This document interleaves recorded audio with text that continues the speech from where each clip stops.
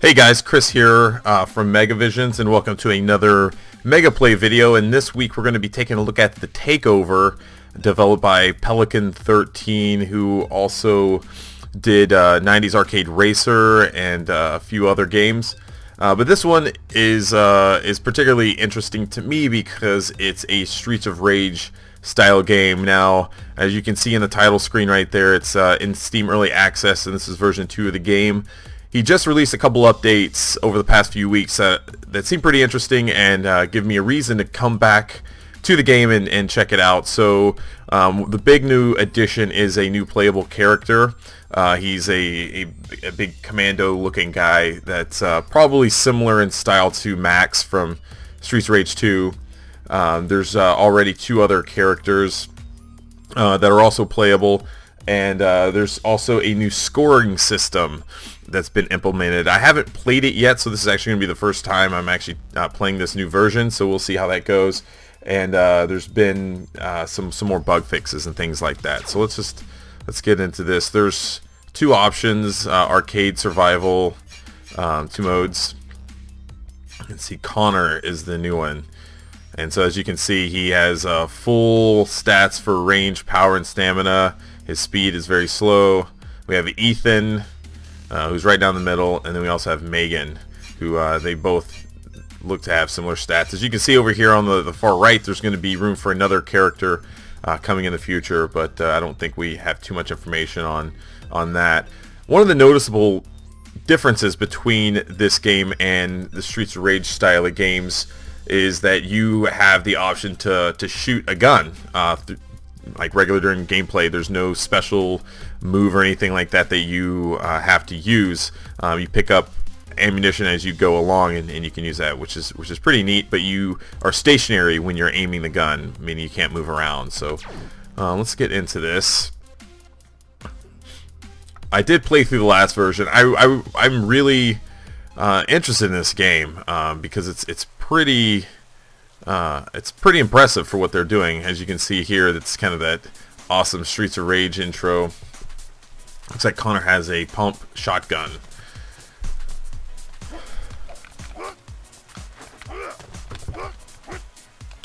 Let's see.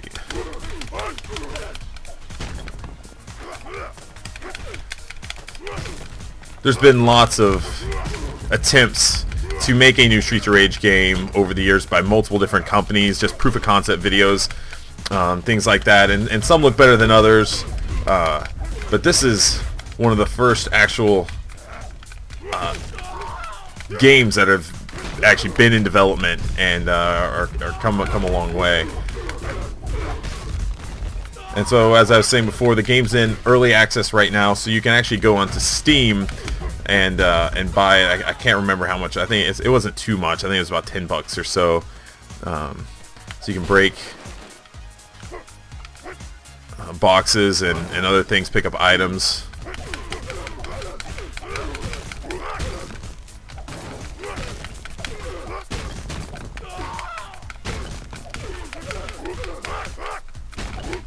And one of the things I always loved about those games is that each character had different names, and it was funny to see all the different names from all the enemies that come through. And so this game follows in that same style. I think Final Fight did that too.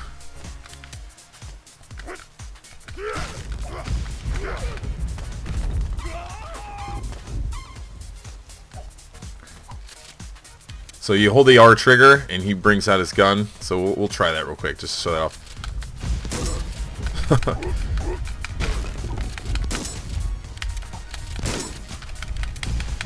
You'd think a shotgun that close would do more damage, but I guess they don't want to make it too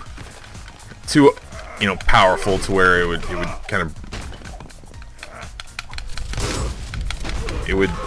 cancel the need for actually up close combat. But this is it's a good option when, like right now. Oh, I'm out of ammo. Shoot. Like right now when I'm surrounded by multiple enemies, it's good just to be able to use that. Let's see. I thought there was a special. Oh man, who's gonna break at that arcade like that? That's not cool. Yeah, Tree Arcade's better than that. So you hit the Y button, as you can see. Wow, that was really awesome. You can do a special.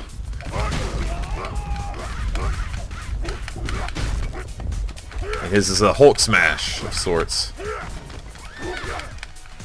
So as you can see, there's 3 or 4 different enemy models of characters, and it looks like they just switched the colors of them, which is fine. I mean, that's what a lot of those games, the beat 'em ups, did back in the day. But it's really neat just to see the different items in the environment shake and rumble. As you know, characters fall down. Like, look at that in the background, the trash bags, everything. It gives a good weight to the game, and it makes it feel really good.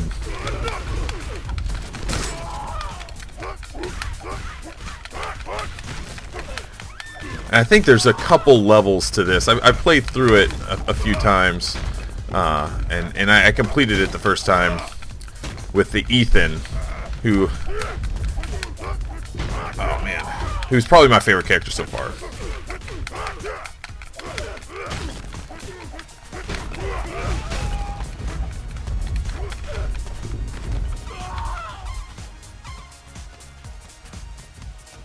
And Connor looks like a badass though.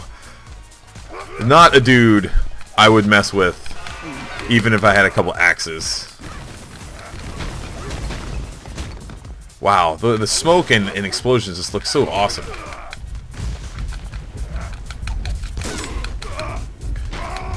The one thing about his gun, though, it's fairly slow to get out. Like if he needs to reload, you definitely don't want to use that while you're in tight spaces with enemies around you, because it leaves you too open for them to attack you, and you really can't do much against them. So you definitely want to reload once you have some open space a bit. Now we get to go inside a bar, which is kind of strange because it looked like we were going into a bar, but it looks like it's actually a coffee shop. And I'm sure they're not very happy with you coming in here and just busting things up.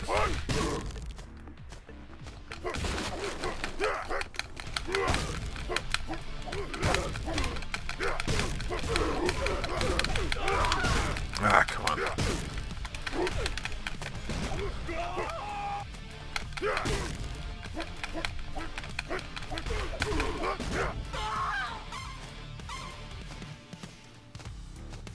Got a bear head. Would be kind of funny if that was actually came alive and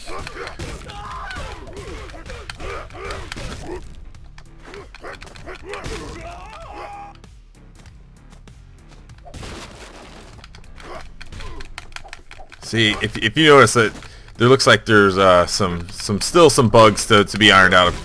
As sometimes when I jump and attack, he kind of hangs there for a bit. So, but you know, that's why this game's still in early access. It's still in development. That stuff's gonna be ironed out. Jeez, man, these guys are. It's not an easy game. I'll tell you that for sure. You got to be careful about letting your enemies get like behind you, and then, uh-oh. I guess it was a continue.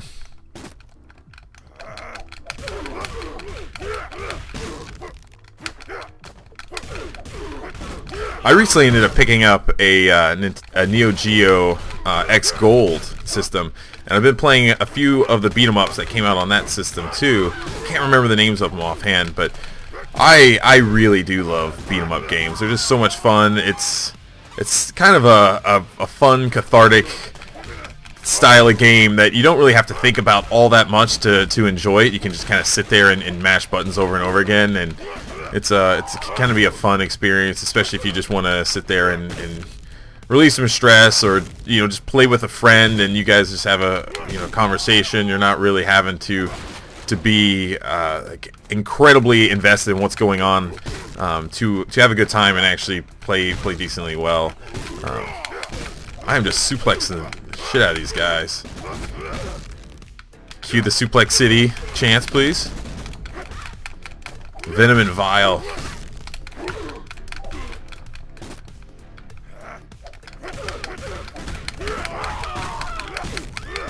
Jeez, man. Now, I've always thought it would be handy to have a block button in some of these games, just to give you a little bit of a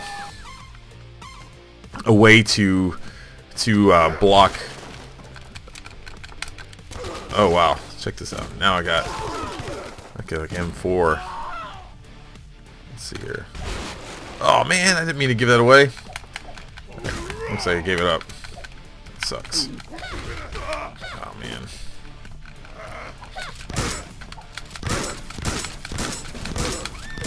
Oh my god. That dude took like what, 5 or 6.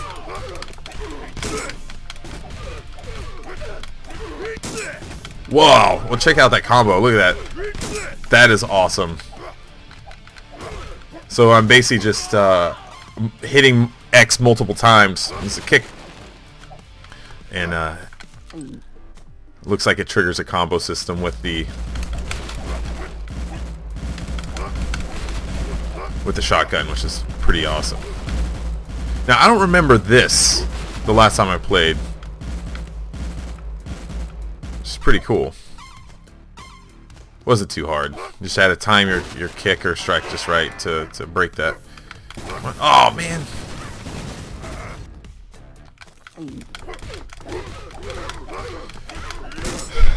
That is a lot of fun to do. I wonder what's going to happen if I don't have any ammo now. So I'm out of ammo. So let's see what happens. Well, one of these will probably have some ammo in it. It is weird that when you're walking like left to right, he goes fast, but when you go, you know, up or down, it's so slow. Hopefully that'll get ironed out. Yeah, I guess he doesn't need it, huh? You don't need ammo to actually go through that combo.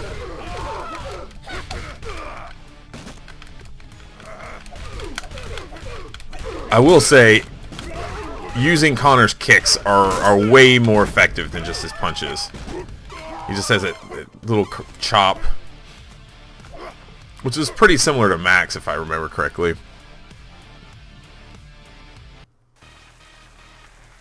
I love all the different light, like the colors. Like, look at the blue and the red in the background. It's just a good mix. It looks really good. Okay, now we're getting to our first boss here. Let's see if I can get him over here. Get these guys to blow up. No, no, no. Damn it. Alright, well.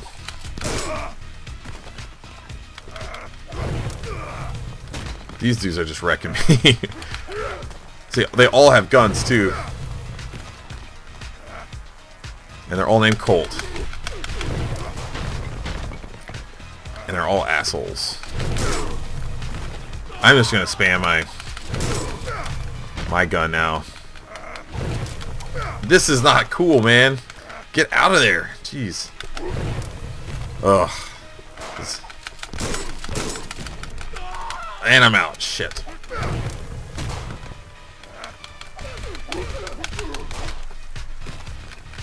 See, it's kind of frustrating because he's slow. You can't really... You gotta keep moving. You can't stay in their sights for very long or else they're gonna shoot you. Ah, whoops. Get out of there! He's gonna shoot me! God. I'm trying to slowly work my way over to this apple. Oh, shit. Alright, so let's see if we can... Alright, we got him.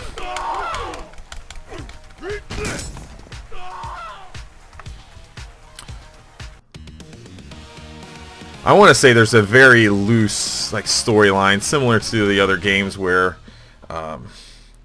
one of the characters' girlfriends or some other girl is gets kidnapped or something along those lines. It's not really all that important other than just play each level and beat the shit out of people and keep going.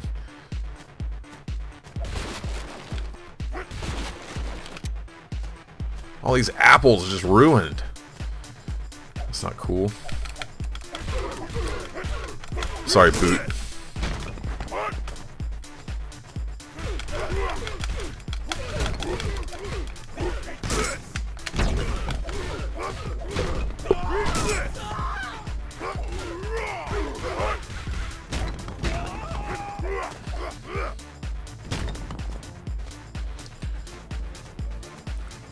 I keep saying it, but the backgrounds in this game just look so good. I love all the graffiti. It makes it just really feel like you're in a really bad area in the city that you should not be hanging out at. Oh, now we got a new character here, Slash.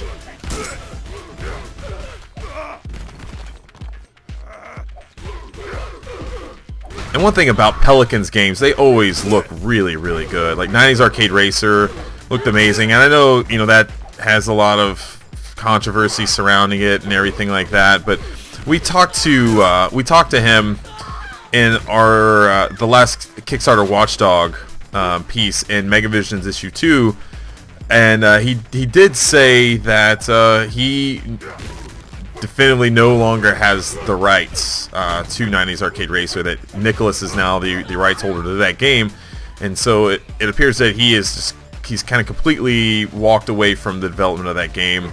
And it was just weird because he wouldn't talk too much more about it, but in one of the last updates that he actually did on that game, or for the Kickstarter project, is he made it sound like the development was pretty much done from his end. And if that's the case, it's just strange because we haven't really heard much about it from Nicholas since then. They put out one update on their Kickstarter, and they have posted on social media sporadically about the game. It looks like it's the name has changed to what is it, like 90s GP Racer or something along those lines. It's a little less generic, and now there's a lots of worry that the game's not going to come out for the Wii U, because obviously Nintendo's moving on to the Switch, which is going to be released here soon. That was why a lot of people backed the game, is because they wanted an awesome racing game like that on the Wii U, and people were excited about it. And now there's evidence to show that Nicholas is no longer going to be porting it to the Wii U, because a product listing on one of their websites showed that the game was going to be coming out for PS4, Xbox One, and basically just next-gen consoles. And and I think PC was also listed, but the Wii U was absent, and that has people worried. And the problem is, Nicholas isn't coming out and saying anything about it. They're just remaining very quiet. We've reached out to them several. Damn it! I pressed X. God, so that throws it away. And so we've reached out to them, and they have not responded, which is pretty frustrating, because we want to let people know what's going on with the game. We think it's important, and it really seems like all they're doing is just causing more of an issue for themselves than it needs to be. If they just came out and were open about the game and let people know what their plans were for it, I think people would be a lot more understanding, rather than them just kind of going dark and just kind of sticking their head in the ground and not acknowledging anything. And the fact is that there's a lot of people out there that backed this game on Kickstarter and funded its development, and now that Nicholas has the rights to the game, from a legal standpoint, they don't owe anyone anything, because that's the nature of Kickstarter, and that's the nature of a lot of these crowdfunding sites. So it very well may be that if the game ever comes out, then the people who kickstarted it aren't going to get the game on their preferred platform, which for a lot of people was the Wii U. And there's no telling if they're even going to get the game for free, or essentially for the Kickstarter reward tier that they backed. A lot of them stated that they would get a copy of the game. And so what is Nicholas going to do? Are they going to honor those backers? And also there's other higher end tiers for that game, where people could get a billboard, like an ad in the game. And those were already all complete. In one of the last updates that they did, they showed it all off. They showed several, I think it was some videos and some screenshots that showed all of the ads in place in the game. Now, will Nicholas honor those as well, because those are more premium. I think they started at $100, and I think some of them maybe have went up to $500. And so, you know, that's a lot of money when you're talking about Kickstarter. And if Nicholas, you know, doesn't honor that, that's just going to be very disappointing, and I think it's just going to cause more backlash and unnecessary controversy to this game that is going to have just people outright not wanting to support it, even though, you know, they were really excited for it in the beginning. And I don't know. I think Nicholas is just going about this the absolutely wrong way, and they really should be more open about it. And so at this point, oh man, yeah, at this point, Pelican, he's not saying anything about it. It's not his game anymore. And so he's moved on to the TakeOver 100%. He's actively working on this and releasing updates quite often, and he's also being, you know, quite he's quite active in communicating with people on Steam and on the game's community page, and also on social media about the game. So it's just a weird situation with all of this. And so I know that, I mean, a lot of people, if you even look on some of the comments on the games page, people still talk about the 90s Arcade Racer and wonder what happened to it. And some people are upset that, you know, a Pelican has moved on to this when, you know, they feel that they are owed something because they kickstarted the game and he just kind of left. And so people, I don't think are necessarily super happy with him either. But it's weird. You know, we don't have all the information about it, and I would like to try to get that. I would like to understand what happened and you know, why there hasn't been any updates on Kickstarter. Who has the login credentials? Who has the ability to do that? Is it only Nicholas now? And which seems like that would be the case, but just, man, just communicate. That's the thing. It's like, if there's one piece of advice I could give to any you know, upcoming company who's going to be creating a Kickstarter game or going to Indiegogo, anything, it's communication is absolutely key with your backers. It's, you know, if you feel like, you know, you're going to be running behind on things, or something may not, you know, happen that, you know, your backers were expecting, the worst thing you can do is just not say anything.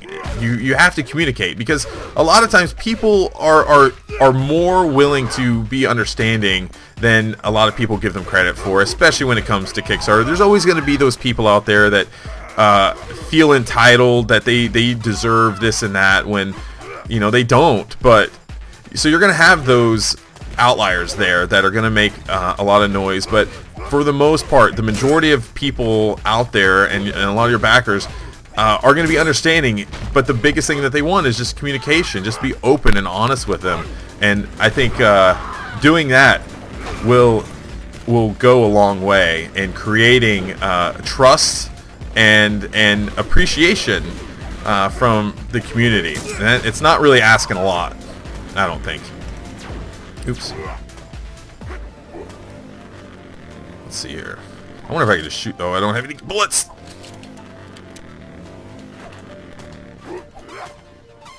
Oh, I just kind of waited them out there, I guess. But yeah, I don't know. It always bums me out seeing stuff like that happen, because it's needless. Like, it doesn't have to be that. You know what I mean? It's kind of a bummer.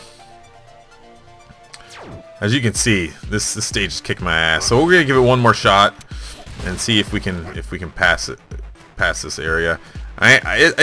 I'll say this: it is a lot tougher doing Let's Plays and streaming than some people. If you've never tried it, it's kind of hard, because you want to keep talking and being interesting and engaging with you know, your viewers, but at the same time, you also want to be doing a good job in the game, because who wants to see someone just play like crap the whole time, you know. But it can be kind of tough. Lots of multitasking. If you're not good at multitasking, you're gonna have trouble doing Let's Plays and live streaming, I think. But I mean, I think you get a good idea. If you're not familiar with the Takeover, this game, it is heavily inspired by Streets of Rage. And so if you've been, you know, like me and have been waiting for Streets of Rage 4 or waiting for a new just HD update of the original game or Streets of Rage 2, this is probably the closest we're going to get to it for a long time. I wish that Sega would do something more with the series because it's just so good. It has such a good legacy, and for me, it's still my all-time favorite Sega series. It's just so good. The music is amazing. I have the vinyls that data discs released, and they're so much fun. I still to this day, I mean, whenever I'm sitting writing or editing and I just want to have some music on in the background, I inevitably, you know, go to YouTube and start up Streets of Rage 2 or Streets of Rage 1, and I just love just listening to the soundtrack. It's so good. And the soundtrack to this isn't bad either. It's obviously it's not as iconic as Yuzo Koshiro's, but I mean, what is these days? You know, that dude's the man.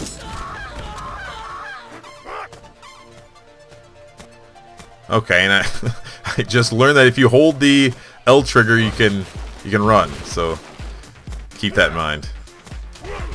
Probably should have known that before. That's what I get for not reading the game's controls beforehand. But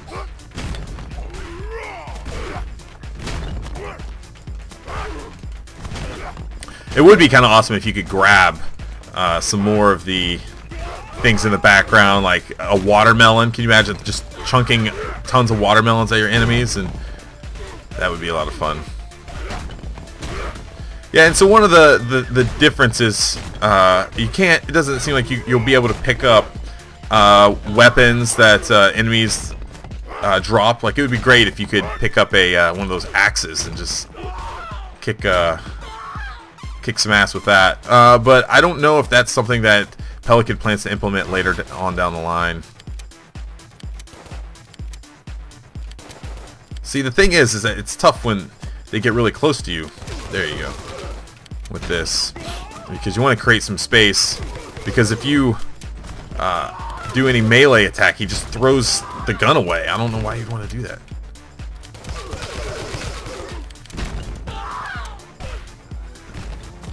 It is kind of cool that he throws it at the character, though. Bad guy.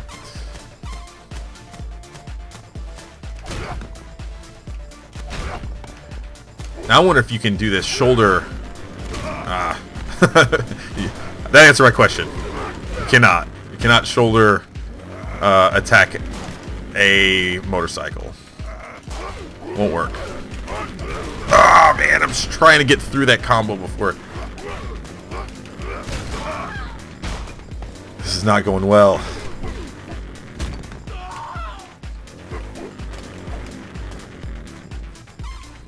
Alright, that's good.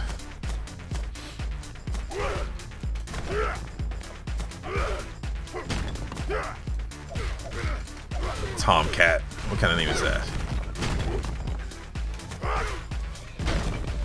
Looks like they all have different fighter aircraft. Okay, this is not good. Holy crap. Alright, I think that's going to do it for me, guys. So, yeah, this is the Takeover. Once again, it's on early access on Steam.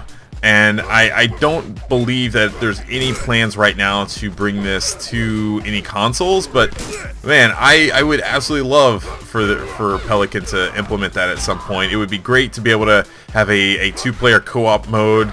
An online co-op would be fantastic. I would love to be able to play that with some friends online, and just and relive the old days of playing with friends in Streets of Rage and Streets of Rage 2. That would be a lot of fun. So that's gonna do it for us this week, guys. We will be back next week with another Mega Play, and let us know what games you want us to play. If there's a game out there that you'd like to see us do like a half-hour Mega Play on, let us know, and we will definitely take that into consideration. And if you haven't checked out the latest issue of Megavisions magazine, definitely do that. There's tons and tons of Yakuza coverage in that, and as well as just so much good retro Sega and Atlas content, new Sega and Atlas coverage.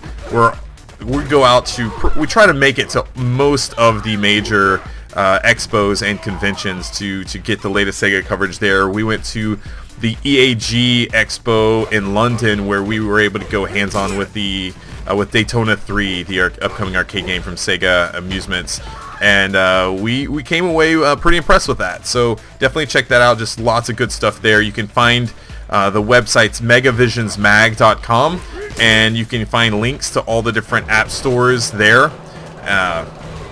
But if you just go into whatever app store that's on your phone or tablet, you can find the Megavisions app there. You just search Megavisions, you download the free app, and then you can have an option of downloading our free Zero issue just to get an idea of some of the functionality, some of the multimedia, and other things that we implement in the magazine that kind of help set us apart from your standard print magazine, or most other digital magazines, in fact. So definitely check that out. Each issue is $3.99, and you can get a 6-issue subscription for $19.99. Doing that will save you a few bucks. Aside from that, go out and you can follow us on Twitter. It's at MegavisionsMag. On Facebook, it's just facebook.com/Megavisions. Definitely check us out. And that is going to do it for this issue, or this version of Mega Plays, guys. So let us know again. Let us know what games you want us to play. And that is going to do it for us. See you later.